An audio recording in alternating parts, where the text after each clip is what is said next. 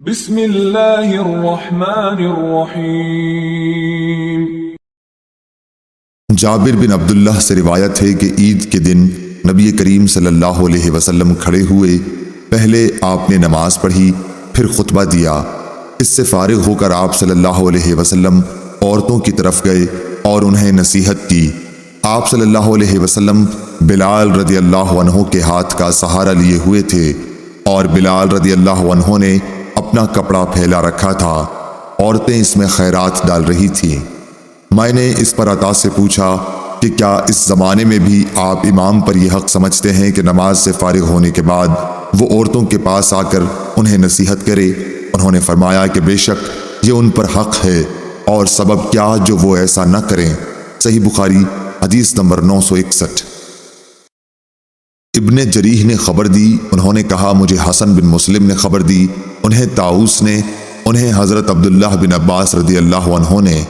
آپ رضی اللہ عنہ نے فرمایا کہ میں عید کے دن نبی کریم صلی اللہ علیہ وسلم اور ابو بکر، عمر اور عثمان رضی اللہ عنہم سب کے ساتھ گیا ہوں۔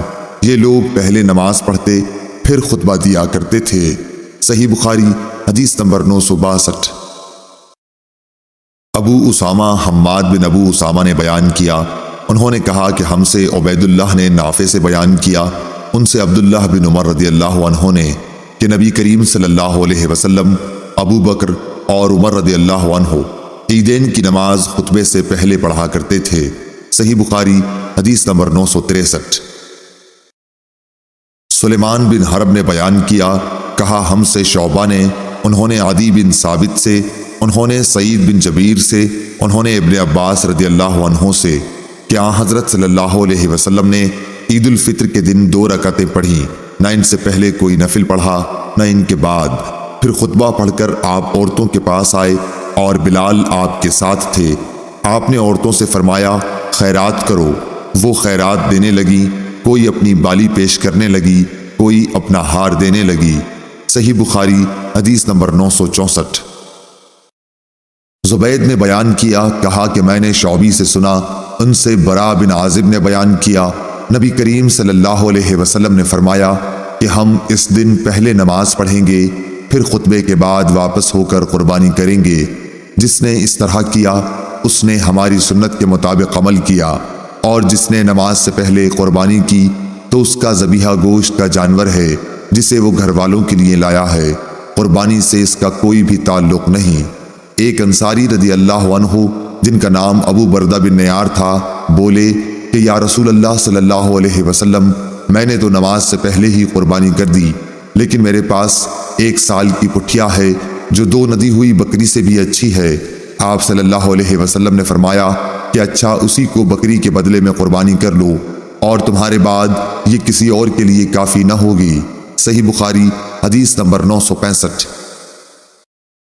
عبد الرحمن محاربی نے بیان کیا، کہا کہ ہم سے محمد بن سوقہ نے سعید بن جبیر سے بیان کیا، انہوں نے کہا کہ میں حج کے دن ابن عمر رضی اللہ عنہ کے ساتھ تھا، جب نیزے کی انی آپ کے تلوے میں چبھ گئی، جس کی وجہ سے آپ کا پاؤں رکاب سے چپک گیا، تب میں نے اتر کر اسے نکالا۔ یہ واقعہ منا میں پیش آیا تھا۔ جب حجاج کو معلوم ہوا، جو اس زمانے میں ابن زبیر رضی اللہ عنہ کے قتل کے بعد حجاز کا امیر تھا، تو وہ بیمار پرسی کے لیے آیا۔ حجاج نے کہا کہ کاش ہمیں معلوم ہو جاتا کہ کس نے آپ کو زخمی کیا ہے۔ اس پر ابن عمر رضی اللہ عنہ نے فرمایا کہ تو نے ہی تو مجھ کو نیزہ مارا ہے۔ حجاج نے پوچھا کہ وہ کیسے؟ آپ نے فرمایا کہ تم اس دن ہتھیار اپنے ساتھ لائے جس دن پہلے کبھی ہتھیار ساتھ نہیں لایا جاتا تھا۔ عیدین کے دن تم ہتھیار حرم میں لائے، حالانکہ حرم میں ہتھیار نہیں لایا جاتا تھا۔ صحیح بخاری حدیث نمبر 966۔ اسحاق بن سعید بن عمرو بن سعید بن عاص نے اپنے باپ سے بیان کیا، انہوں نے کہا کہ حجاج عبداللہ بن عمر رضی اللہ عنہ کے پاس آیا، میں بھی آپ کی خدمت میں موجود تھا۔ حجاج نے مزاج پوچھا، عبداللہ بن عمر رضی اللہ عنہ نے فرمایا کہ اچھا ہوں۔ اس نے پوچھا کہ آپ کو یہ برچھا کس نے مارا؟ ابن عمر رضی اللہ عنہ نے فرمایا کہ مجھے اس شخص نے مارا جس نے اس دن ہتھیار ساتھ لے جانے کی اجازت دی جس دن ہتھیار ساتھ نہیں لے جایا جاتا تھا۔ آپ کی مراد حجاج ہی سے تھی۔ صحیح بخاری حدیث نمبر 967۔ شعبہ نے زبید سے بیان کیا، ان سے شعبی نے، ان سے برا بن عازب رضی اللہ عنہ نے، انہوں نے کہا کہ نبی کریم صلی اللہ علیہ وسلم نے قربانی کے دن خطبہ دیا اور آپ نے فرمایا کہ اس دن سب سے پہلے ہمیں نماز پڑھنی چاہیے، پھر خطبے کے بعد واپس آ کر قربانی کرنی چاہیے۔